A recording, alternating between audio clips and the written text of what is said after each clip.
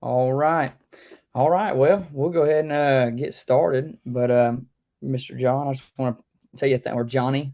I don't know why I've been calling you John, but Mr. Johnny, I appreciate you getting on here with me and everything. And but just to start it out, tell us a little bit about yourself and your church and everything.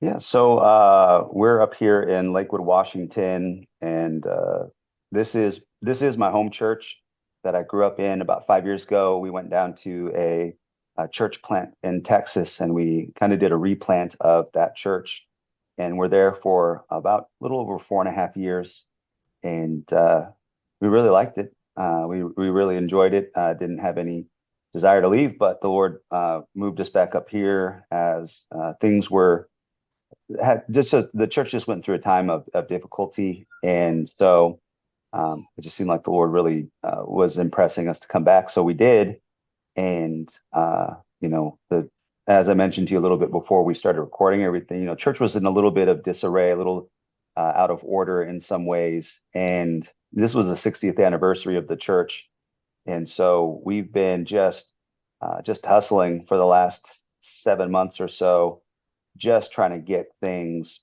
back in order, just to get things functional and everything. But it's been great, and we've just been seeing a lot of really good things that it's clearly that the Lord is doing things up here. We're still seeing souls saved. We're seeing a lot of new faces, a lot of people coming and joining and stuff like that, and even some previous members coming back and getting involved again. And so it's been really good last 7 months here.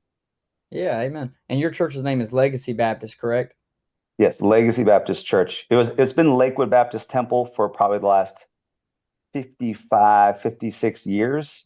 And then the temple kept throwing people off. Everyone thought we were Mormon. And so, yeah, so I mean, they'd ask us, they're like, "Are you guys Mormon?" We say, "No, we're Baptist." And they say, "Well, you should put Baptist in the name." And our name was Lakewood Baptist Temple. And so we're Right. like, it's literally in the name, but I guess temple was just such a strong word. Yeah. Um, and the other issue was the acronym on all of our merchandise and materials that we're handing out. Just everything that we were doing, it had LBT, and that got confusing for people. And so we were getting a lot of people like, "So LBT, is this somehow related to something LGBT?" And a lot of people were asking us about that. And so it just seemed like the time Yeah. to do that. But on a much smaller scale, just some of the hardships that have happened recently, it seemed like mentally, just for the church having this fresh start, it seemed like a great time to change the name. It's not that we're running from the things that have happened in the past, but it just gave that feeling of a fresh start. Yeah. And so, yeah, so that's why we changed it to Legacy Baptist Church about 3 months ago now. And since then, it's been great. We've seen just positive things come from that. And no one's asking questions, some of those other questions anymore. So Yeah. that's been good. Absolutely. I mean, anytime someone tries to line me up with a Mormon, I'll change it all. Yes. We'll change the name. Yeah. Absolutely. But that's awesome. And just let me ask out of curiosity, what do y'all averagely run right now? Let me see. So when we got here, it was about 90 or so. I think the first Sunday we were here was like 85. And right now we're probably about 125 on Yeah. average. So Awesome. Hey, that's great. And y'all ain't been there too long, so that's good. That's always yeah. good. Well, anyways, we'll go ahead and move on. So tell us a little bit about the special day that you had, and so this is our case study call, basically, just getting your experience with these digital track campaigns and everything. And so, just give us a little bit of details about your special day, what y'all had going on that day, and then tell us a little bit about your experience with the digital track campaign for it and everything, and then tell us a little bit about what y'all saw as far as results wise, and all of that. Yeah, so because of the place that our church has been in the last year, just going through some difficulty, uh, it was a little bit weird, a little bit strange. It's the 60th. With anniversaries, the 5 and the 10 years are always, a little bit more special, but especially those 10-year. anniversaries are big deals, right? And so we wanted to do something bigger this year, but we didn't really have the a lot of the resources to do it, more human resource than anything, right? And so we have a couple bouncy houses that the church owns that we've used for events like that. So figured, all right, we'll do a bouncy house. We can barbecue. So we're kind of doing like some of those basic things, right? Just barbecue and bouncy house. And really there was nothing super special about what we had. It wasn't like we had something crazy that was just like unique that no one's ever heard of before. It honestly, it was pretty basic. Yeah. And so we just figured, all right, well, it's the 60th, let's do that. Really, the thing that we were doing to try and make it a little bit bigger was we brought in all the pastors that were previously pastors here at the church that we still have contact with or that are still alive. And the founding pastor, he's 90, he's still around. I actually ran into him in Texas when I was down there pastoring in Texas. We just ran into each other. It was just like the Lord just brought us together. It was really cool to run into him. So he came up, the pastor who's one of my dear friends. I was on staff underneath him, and he resigned last year. And then another pastor who pastored for a long time, who's kind of local. So we brought those three up. We honored them. We gave them, plaques and stuff like that, recognizing their service. And so we did a couple of these things that were bigger, more significant, more internally, if that makes sense, right? And we kind of had the mindset that we're going to start it on a Wednesday. It'll go through a Sunday, but Wednesday night, Friday night, Saturday night, those services will be geared more towards like former members and stuff like that and other types of celebration. But that Sunday, we want that to really be focused on outreach and getting new people into the church. And we've had just a good, we've just seen some growth, since we've been here. And so we just wanted to continue that, continue to see souls saved and all of that. And I actually saw like a Facebook, I want to say it was an ad for the digital tracts back in like maybe January when we first got here. And I thought, hey, that's interesting. I'm gonna like follow this and just, be a part of it. And maybe in the future we'll see if this will work. And then with the 60th coming up, I figured like, hey, this seems like a good time to kind of dip our toes in this and see, how this will work out. And I saw a lot of testimonies, and I kind of Facebook stalked some of these guys, and it's like, man, these are real pastors of real churches, and looking at their doctrinal statements, like these are like our kind of Baptists, Yeah. and kind of a lot of them more like in the South, but like it's like, man, we'd have them come up and preach at our church, if everything they're saying on their church website is true, and so um, that's when I decided, hey, let's give this a shot. Talk to the men about it, and they said, hey, let's just see what happens. Um, Now it's kind of wild what happened with our experience here, uh, because a lot of the testimonies I saw, a lot of them were saying like, hey, we had like 20 or 30 first time visitors. And I'm thinking like, that's cool. Like that'd be awesome to have 20 or 30 first time visitors. I saw one of the brothers said that he had like 141 first time visitors at their event. And I thought, well, that's crazy. If that happened, like we wouldn't even know what to do because we're averaging like 120, 125, right? So I'm like, yeah, that's kind of wild.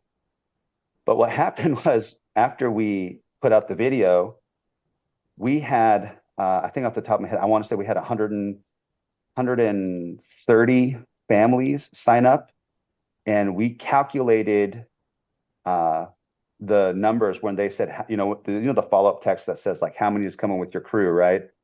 Just the ones that responded, I made an Excel sheet and I just tabulated all that, and we had like 260 people committed to come that Sunday. Wow. And so we were kind of freaking out. like what do we do?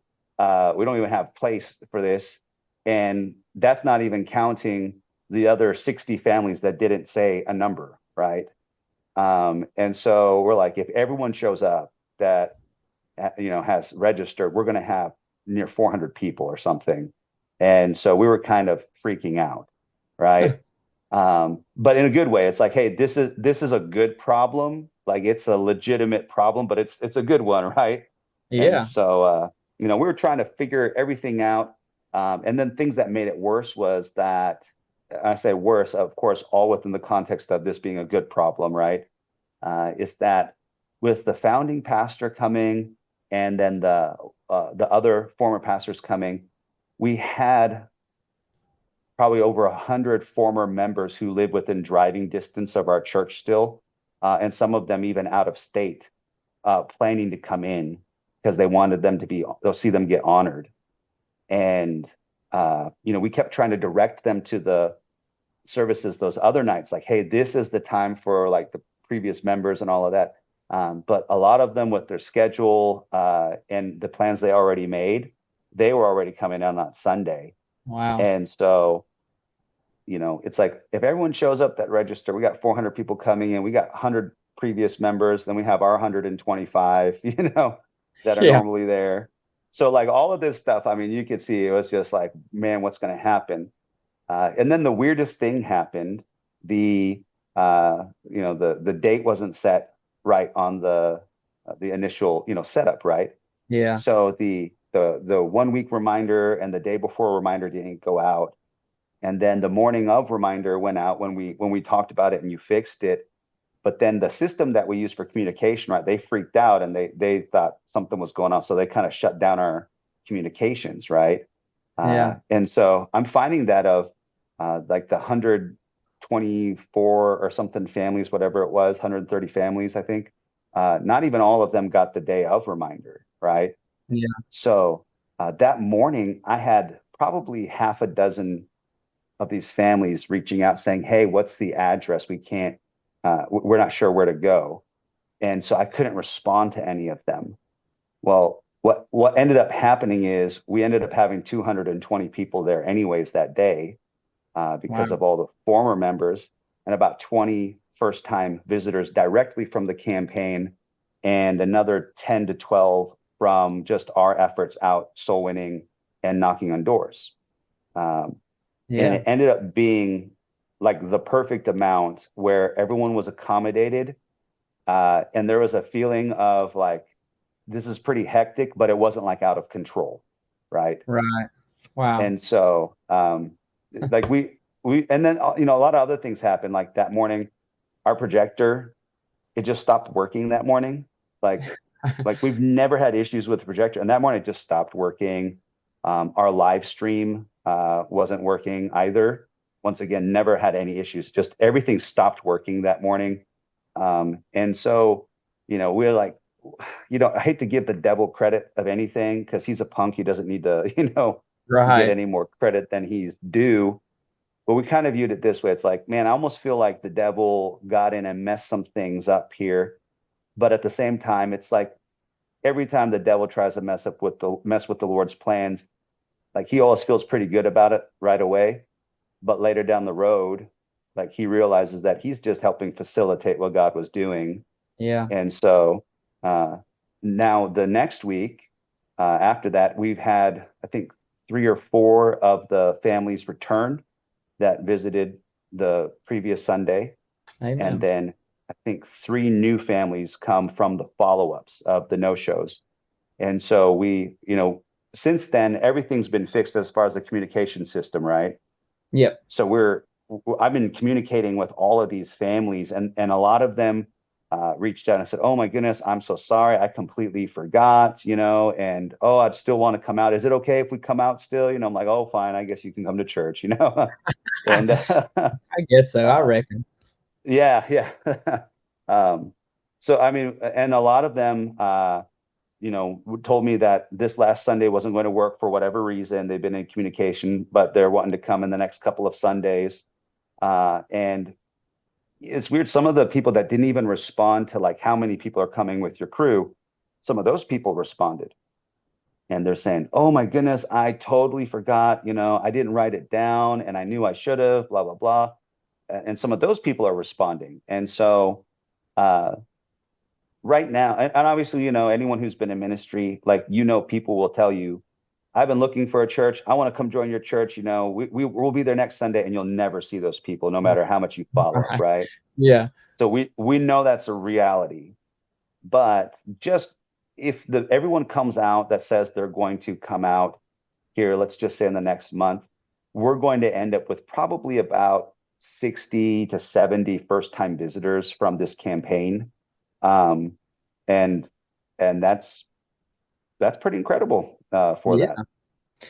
Yeah, absolutely. No, I think that's awesome. And it's really amazing, talking about like we ain't saying the Lord messed up your automated reminders. That was us. But as far as if they would have all went out like planned, like they were supposed to, prior to the service, absolutely. Like depending on how God will bless it, but I would have anticipated at least 40 or so first time visitors. So to see 20 is still awesome to me because I was very nervous for y'all that morning when you messaged me and I realized your automated reminders wasn't going out. I was like, oh my goodness, you know what I mean? Like y'all had such a great campaign going. Yeah, I think y'all had like 137 people plan visits from the ad, or 130 something, and yeah, so I was kind of nervous. But after you told me that y'all had 20 something first time visitors, I was like, thanking the Lord basically that God still blessed it and brought. I mean, 20 something first time visitors is still awesome.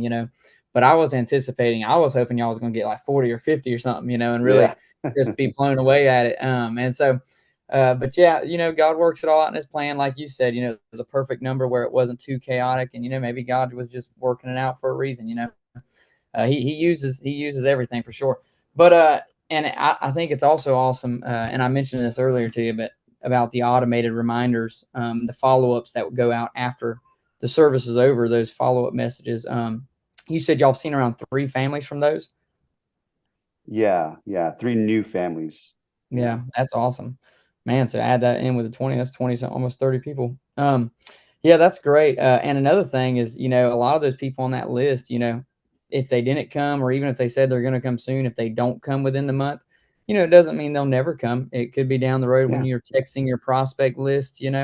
That's a big thing there. As far as the prospect list, we'll see people show up months later, even maybe even years later if you're utilizing the strategy basically throughout the year. As long as you keep texting these people, it's amazing what God can do with those messages. Letting it land in their inbox in a season in their life. When He's got their heart tenderized and they finally show up. Yeah. And your church is going to be the one that's at the top of their mind because you're the one that always texts them here and there. Throughout the year. And so. But anyways, yeah, that's awesome though. Is there anything else you want to add or anything, or you explained it pretty good to me?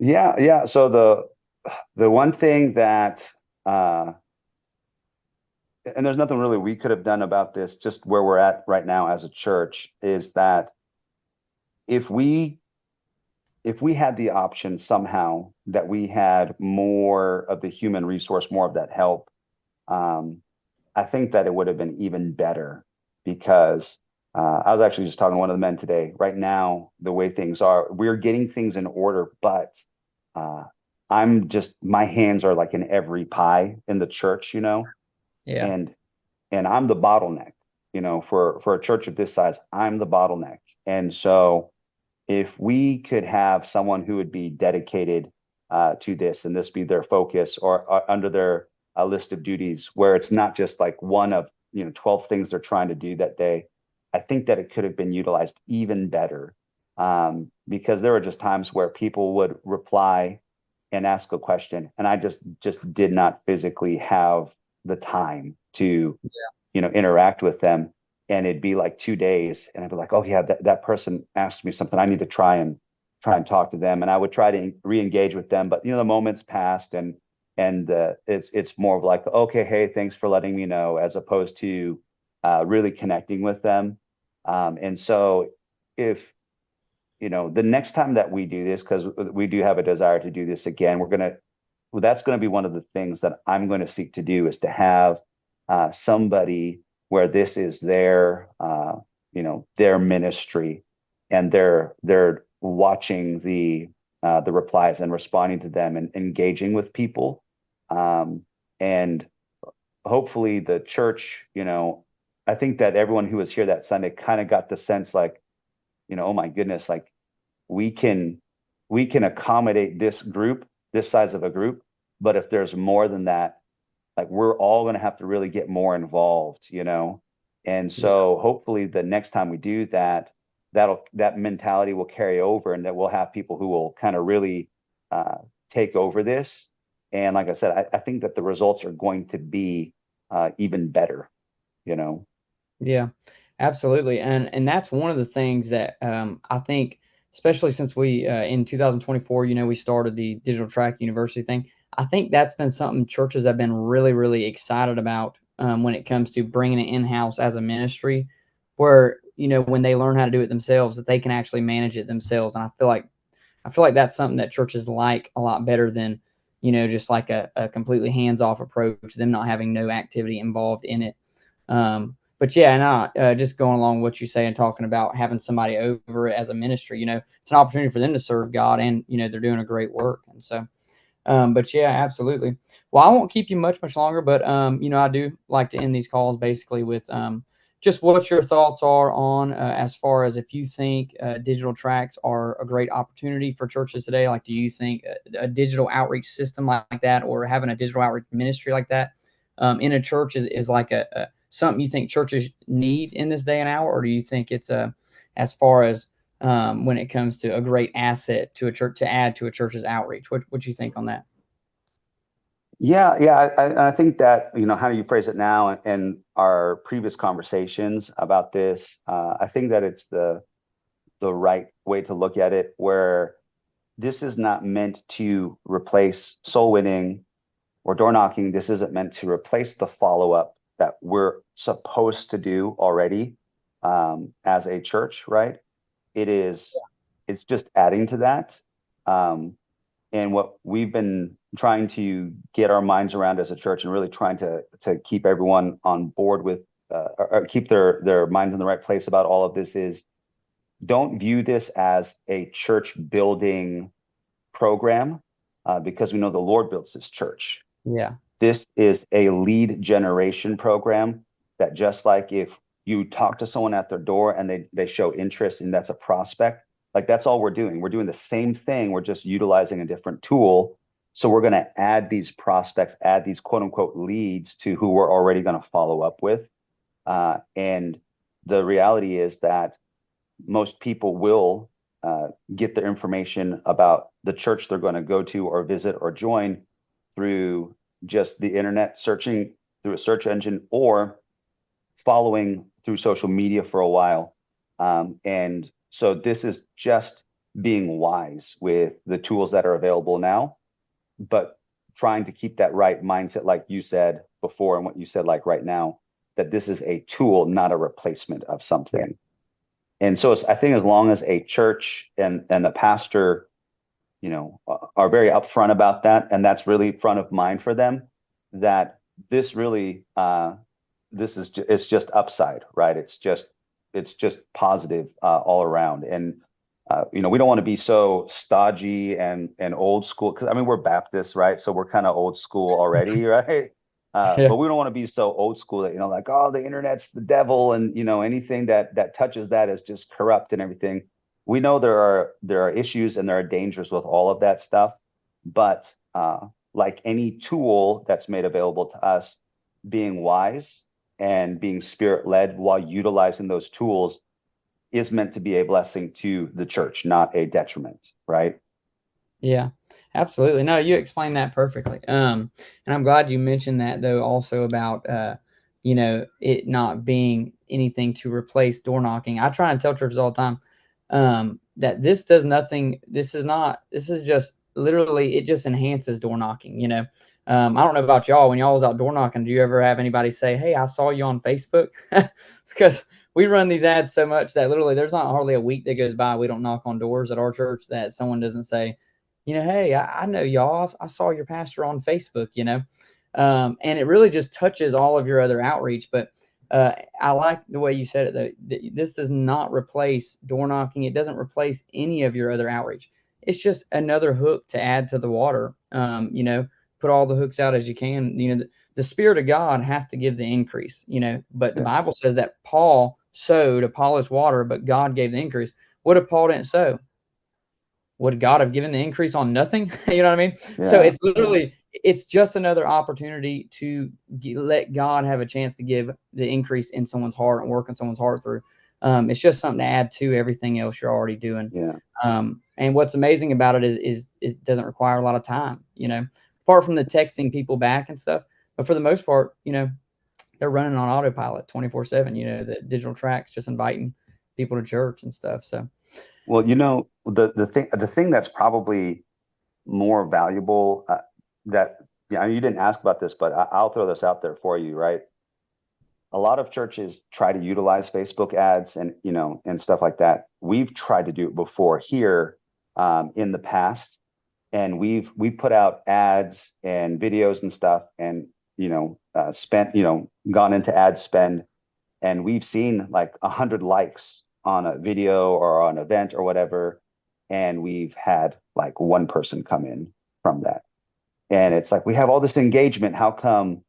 But the I don't even want to use the word strategy, just the practical information about, this is the range to set it to. Here's how you title it. Here's how you can have 6 different test ad sets and not spend 3 days setting it all up. Like you're basically just saying, just change the title, right? It's just like, oh my goodness, why didn't I think of that?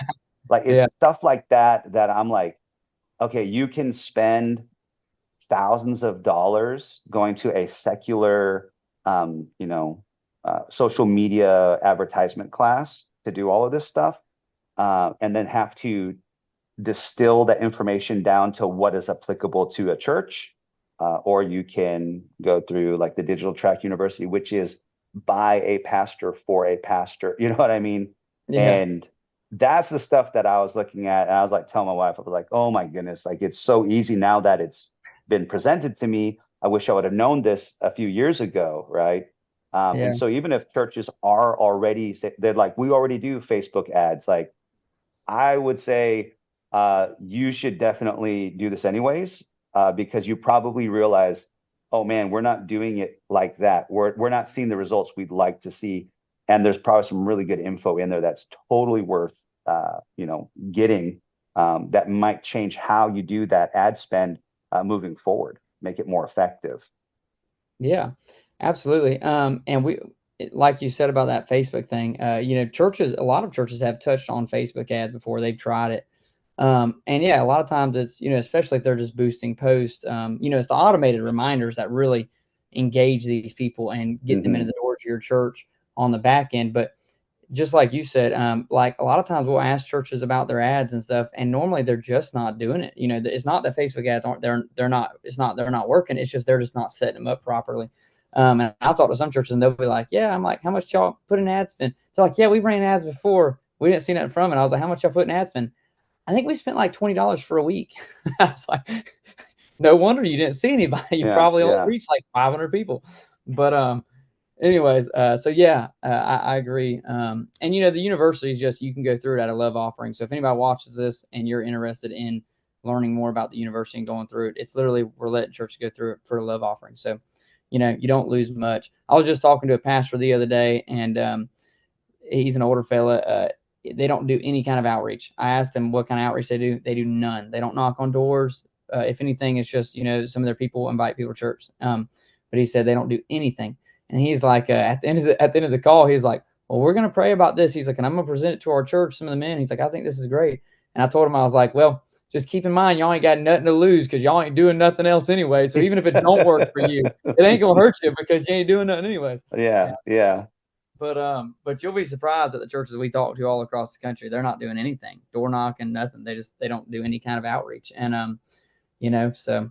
But anyways, Brother Johnny, I appreciate you getting on the call, and I appreciate what y'all are doing up there and everything. And if I ever make it over to that side of the country, I probably never will. I'll probably see you in heaven in person. But if somehow I ever make it over there to the other side, of the country, I'll stop by and visit you or something. Oh, yeah. Well, hey.